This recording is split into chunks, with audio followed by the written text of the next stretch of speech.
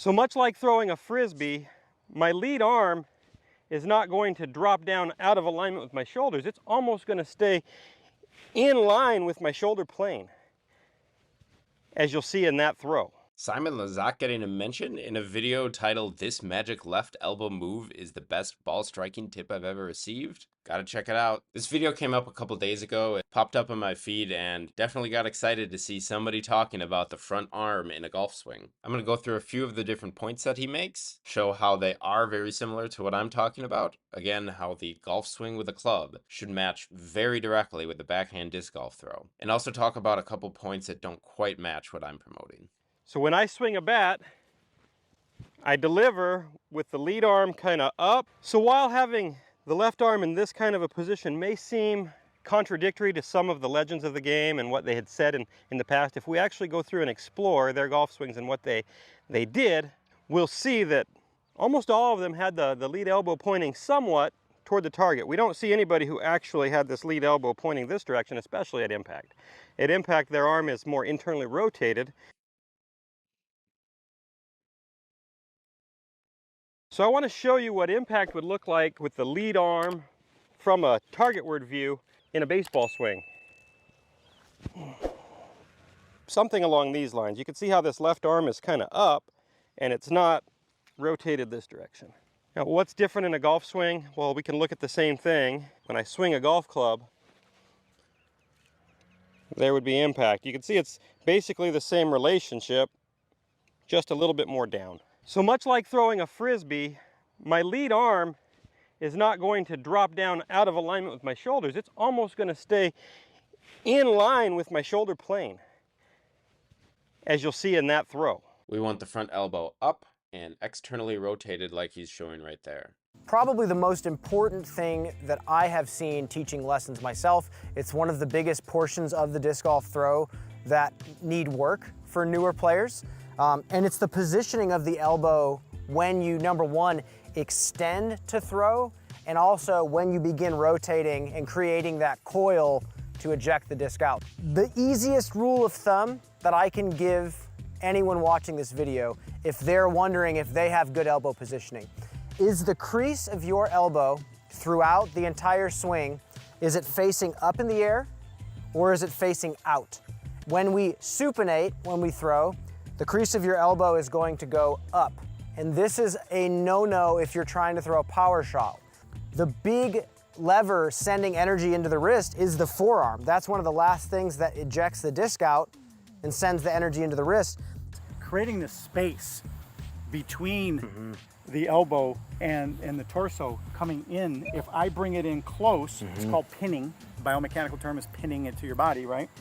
And put that up, I lose that source of power. Elbow needs to be up and orientated correctly, or else we lose power and have to do all these funky moves to regain control. Next up is trebuchet disc golf in a video titled 3 Types of Shoulder Claps. In disc golf, your front elbow orientation, the move that is considered magic in the video I'm talking about, is not magic. Everybody knows you need to have your arm and elbow on the same path as you are throwing. Like us, it needs to be on the same path as we are swinging. If I reach back here with my elbow set to bend this way, then when I rotate forward, my elbow will bend and my disc will flare up, my elbow will go down below my intended release plane. So my elbow is oriented, elbow crease up, elbow point down.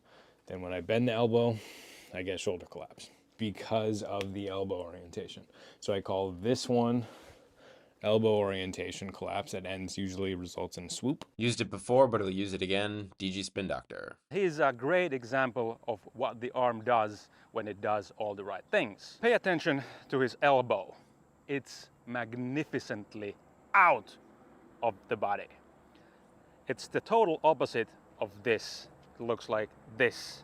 Not this, but this. And this is what we need to learn with the arm, with the throwing arm especially. Almost all of them had the lead elbow pointing somewhat toward the target. We don't see anybody who actually had this lead elbow pointing this direction, especially at impact. At impact, their arm is more internally rotated. He says almost all of them have the lead elbow pointed somewhat at the target, especially at impact. In disc golf world, everyone has the elbow pointed directly at the target. At release, and at reach back. Continuing on to the next point, which is the lead hand grip and wrist position. What things I needed to do to be able to match up the way I swing a bat to golf. So when I swing a bat, I deliver in the left hand in a situation where this wrist is very stable and neutral, very kind of neutral, maybe even slightly extended. And in order to be able to do that in my golf swing, my dad strengthened my grip. He gave me a left hand that was a little bit more on the strong side, which kind of situated this left arm a little bit more where it's internally rotated. It's not in this weak position. My interpretation of what he's saying is that in order to get the elbow positioned correct, which we just talked about, you need to have a strong grip. And the reason is because the elbow and the wrist, as he says, are always perpendicular. You can see in this frame he's showing the weak elbow position, and if we play, we'll say this is weak. Instead, you need it to be strong, and he'll rotate it in along with the hand. Again, weak, strong. The wrist goes with that arm rotation. We already know elbow up, watch the wrist. Something along these lines. There would be impact. You can see it's basically the same relationship. The picture he used for Trout is a little bit grainy, and so I was able to find an MLB Network segment with some less grainy and higher frame rate swings of Mike Trout. Let's take a look and see what his wrist position looks like. Coming in, you can see that position right before impact, and then, oh, wait a minute. His wrist is rotating to get in line with that elbow. Okay, so maybe he doesn't keep a strong grip here. Next one, coming down, elbow on plane, wrist in the handshake position, and then kind of rolls over. Is a little late on that one, but it was low and away, but the elbow is still on the plane, wrist rolling. Okay. Another close-up. Ball coming in, low and away, reaching out, handshake position. Look at that rotation. Elbow is staying there, wrist is rotated in, and he is able to pull that. Another one, a little higher, handshake, rolls right there. That elbow is still pointed at the target. It's the forearm and the wrist rotating to get the wrist hinge and elbow hinge aligned.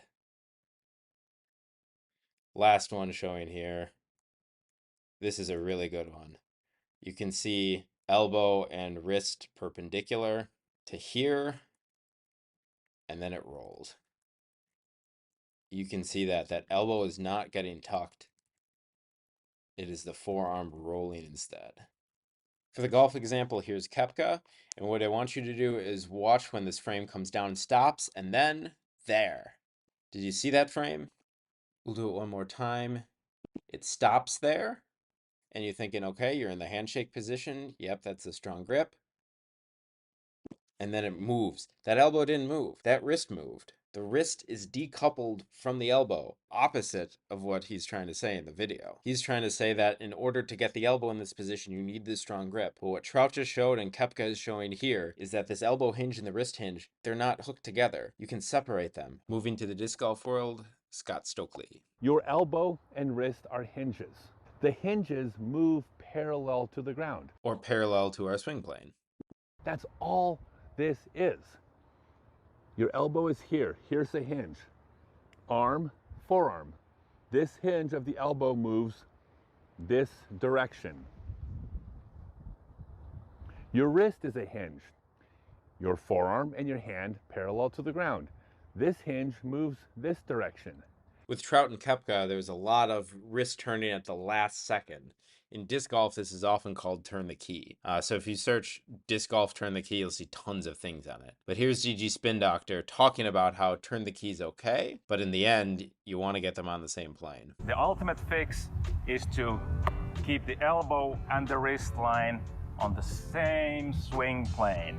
Like we're having a hula hoop around us, we want to have the same swing plane from start to finish and to the follow through. Anthony Barella, 1,000 frames per second. You can see his elbow going in the direction, getting all the power. Wrist comes in, forearm rotates to get the wrist and elbow aligned. Disc grips out. and you can see the alignment all the way through the follow through. Going back like this, you can see it again, and I'll just do play so you can watch the full. Tons of power and control. Simon Lizotte, who got the mention in the call, elbow on the right plane for the power, wrist rolling to get it aligned, disc grips out. You can see the alignment on the follow through. Here's a Paul Macbeth to show that you don't have to have the wrist pop in at the last second. You can keep it aligned and on the swing plane the entire time. For all the things I talk about, getting the elbow and the wrist hinging on the same plane, at least at impact, is absolutely number one, the most important thing that we can do for our swings. Some baseball players do it, some pro golfers do it, every single backhand disc golf player does.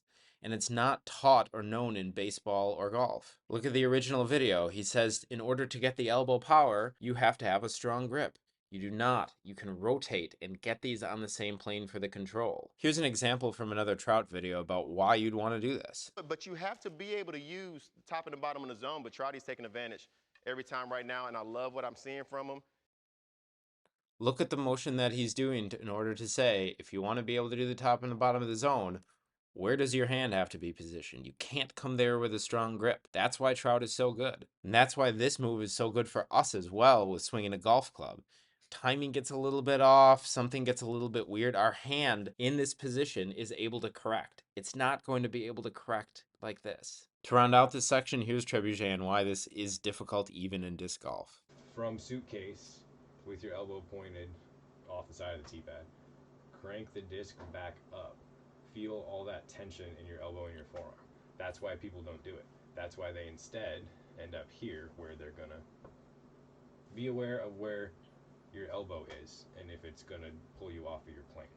So many of the disc golf backhand videos are about this. They struggle with it, we can struggle with it, but once we have it, it's a huge advantage. Hope you're all hanging in there. Third section, moves needed to make contact. So I know exactly what you're all thinking at this point. If my arm does what Milo is demonstrating, how do I get the club down there to that golf ball? If our goal is to hit that ball, but let our arm stay a little bit more up, then we need to create some space and allow our chest, the Iron Man on our chest, to point more at the golf ball. And that's done through some flexion and not creating this early extension pattern where now I've got to drop my arms down and mess up the low point, flip and roll, all kinds of problems come from there.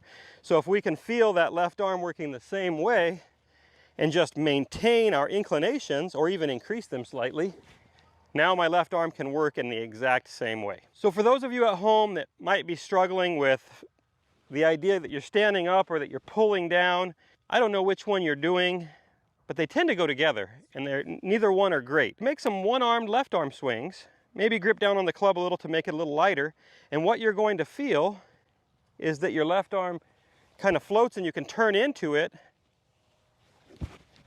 and let the club swing. So from down the line, it looks something like this. And you can see there, I'm not yanking on that golf club or really pulling in any direction. It's just floating and slingshotting just like it would if I was throwing a frisbee. Video stopped here on the frame just past impact of him hitting a ball, the moves that he was just talking about. My interpretation of them is the first thing he says to do is to create space. Flexion is the term he used, to make sure that you're not standing up and your arms are not going down. And you can see that his body is tipped over and his arms are able to stay out. Second one that he says is the left arm floats and he turns into it, not letting the club swing, not yanking, pulling. Again, it's early turn and the club follows. Change the order, gave them numbers, starting with the left arm floating and turning into it. Let's see what disc golf has to say. And remember, this is the video about 3 types of shoulder collapse. The easiest kind, the most beginner kind, is if I reach back here, turn my shoulders too quick and I get in this shape. This is horizontal shoulder collapse, so my shoulder is collapsing horizontally. Horizontal shoulder collapse, you don't want it. This is what it looks like. Let's go to his video. And what you're going to feel is that your left arm kind of floats and you can turn into it and let the club swing. Horizontal shoulder collapse is not what you want to have happen when you throw a disc or swing a golf club. Point number 2, creating space to get the chest more at the ball and not standing up or early extension with that elbow dropping, which he said both moves tend to go together. Even if I set up in a really nice hyzer position, when I go to rotate through explosively, I am going to autocorrect. My brain is going to stand me up so that I don't fall over. So what happens in that situation is here, I set up on this nice hyzer angle, and then when I stand up, my elbow moves closer to my body. So again, I have vertical shoulder collapse. My elbow goes too low and too close to my spine. Vertical shoulder collapse. As a reminder, So for those of you at home that might be struggling with the idea that you're standing up or that you're pulling down, I don't know which one you're doing, but they tend to go together. they very much tend to go together, and it's because your body doesn't want to fall over. He's not showing a vertical shoulder collapse here. Why doesn't he fall over? Here's the swing from the tee to give a reference before I talk.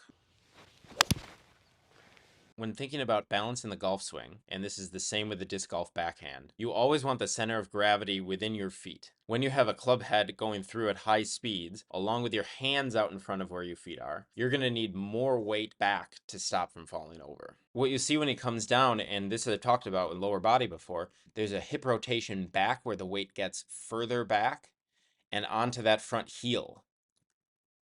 So this move, to stay in balance, the speed of the hands and the club coming down in front is matched by that hip movement back to that front heel. Another really interesting point here is when he shows the left arm swing and both arm swings at the same time. I talked about how to stay balanced, he needs to offset the force that's in front of his toes and match that with his body going behind. So on the right, with both arms, he has a club head and 2 arms and 2 hands that are going with a speed in front of him, so he needs more weight behind. On the left, with just his left arm, you'll see that his right arm is to his side, and that's exactly what they do in the disc golf throw. That's all they talk about the off arm, is keep it to the side. It's really good form. Again, what these impact positions show is that for him to stay in balance with no vertical shoulder collapse, he needs to have horizontal shoulder collapse that allows him to offset the moving mass in front of his feet, hands, arms, club head, multiplied by the speed at which they're going, force mass times acceleration, by doing an early turn and getting more body weight to the heel. The slower his swing is, which is the case in both his left arm and both arm swings, along with the mass in front, determines how quickly and how far back he needs to turn. If this was a full swing, like on a course, he'd have to turn really early and have some big horizontal shoulder collapse to allow him to get to that back heel, and it's not really going to work out. How does the disc golf world prevent vertical shoulder collapse and stay in balance? That is the question. And that happens when I don't have a rear leg on a counterweight. So if I throw explosively here, my counterweight allows me to stay on my hyzer tilt. You want to stay in posture, you use your back leg as a counterbalance. Some backhand throws from the 2023 European Open for disc golf. Watch their back legs. All come up and behind for counterbalance to be able to stay in posture. But wait, you say, that's great for disc golf, but for baseball that he was telling us to model our golf swings after, and especially golf, players don't have that back leg up for counterbalance, do they? Later in the video. I want you to really start to focus on that feeling like you're a home run hitter in baseball, and you've got the bat stood up, and now you've got to figure out how to get the barrel back. That is behind his front foot, specifically for counterbalance. And okay, maybe baseball players do that, but golfers don't. We keep our feet square and level. Now tell me, who's the #1 player in the world and by far the best ball striker? What does he do with his back leg? Takeaways! So much like throwing a frisbee, my lead arm is not going to drop down out of alignment with my shoulders. It's almost going to stay in line with my shoulder plane.